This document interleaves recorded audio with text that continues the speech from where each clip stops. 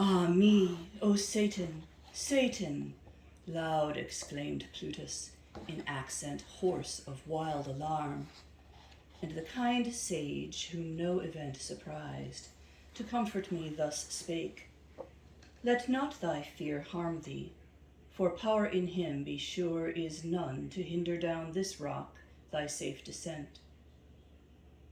Then to that swollen lip turning, Peace, he cried, cursed wolf, thy fury inward on thyself prey and consume thee.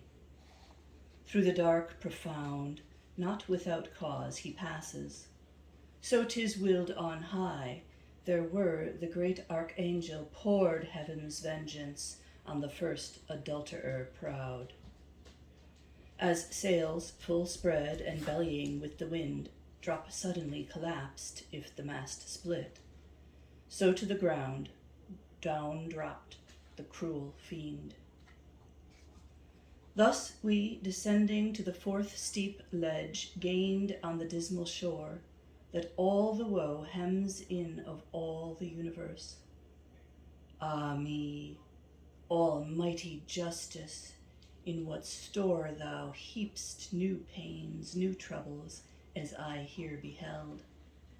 Wherefore doth fault our ears bring us to this?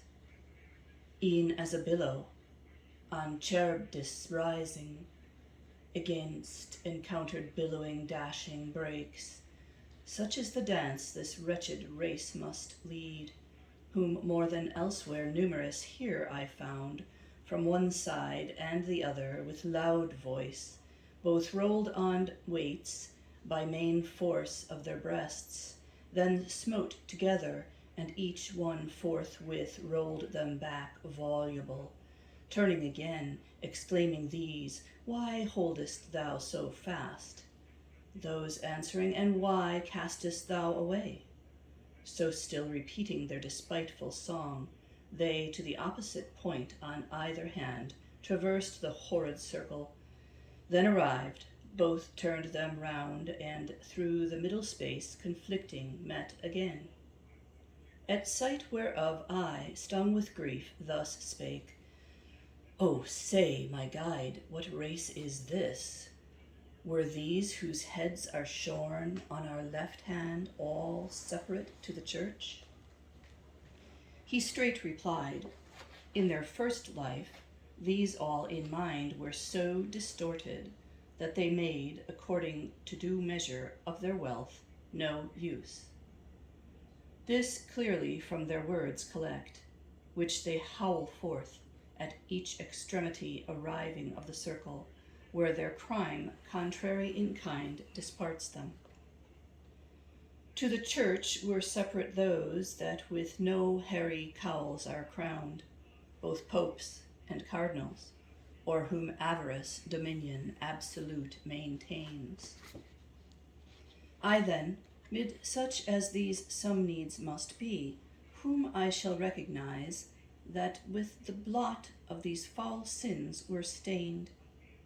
He answering thus, Vain thought conceivest thou, that ignoble life, which made them vile before, now makes them dark, and to all knowledge indiscernible. For ever they shall meet in this rude shock. These from the tomb with clenched grasp shall rise, those with close-shaven locks, that ill they gave and ill they kept, hath of the beauteous world deprived, and set them at this strife, which needs no labored phrase of mine to set it off. Now mayst thou see, my son, how brief, how vain the goods committed into Fortune's hands, for which the human race keep such a coil. Not all the gold that is beneath the moon, or ever hath been, of these toil-worn souls might purchase rest for one. I thus rejoined, My guide, of thee this also would I learn, this fortune that thou speak'st of, what it is, whose talons grasp the blessings of the world. He thus, O beings blind, what ignorance besets you? Now my judgment hear and mark. He whose transcendent wisdom passes all, the heavens creating, gave them ruling powers to guide them, so that each part shines to each, their light in equal distribution poured. By similar appointment he ordained over the world's bright images to rule. Superintendence of a guiding hand and general minister, which, at due time, may change the empty vantages of life from race to race, from one to other's blood, beyond prevention of man's wisest care. Wherefore one nation rises into sway, another languishes, e'en as her will decrees, from us concealed, as in the grass, the serpent train. Against her naught avails your utmost wisdom. She with foresight plans, judges, and carries on her reign, as theirs the other powers divine. Her changes know none intermission. By necessity she is made swift, so frequent come who claim succession in her favors. This is she so exasperated e'en by those whose debt to her is rather praise. They wrongfully with blame requite her, and with evil word, but she is blessed, and for that recks not. Amidst the other primal beings glad, rolls on her sphere, and in her bliss exults. Now on our way pass we, to heavier woe descending, for each star is falling now, that mounted at our entrance, and forbids too long our tarrying. We the circle crossed to the next steep, arriving at a well, that boiling pours itself down to a fosse sluiced from its source. Far murkier was the wave than sablest grain, and we in company of the inky waters journeying by their side entered through a different track beneath into a lake, the Stygian named, expands the dismal stream when it hath reached the foot of the grey withered cliffs. Intent I stood to gaze, and in the marish sunk descried a miry tribe, all naked, with looks betokening rage.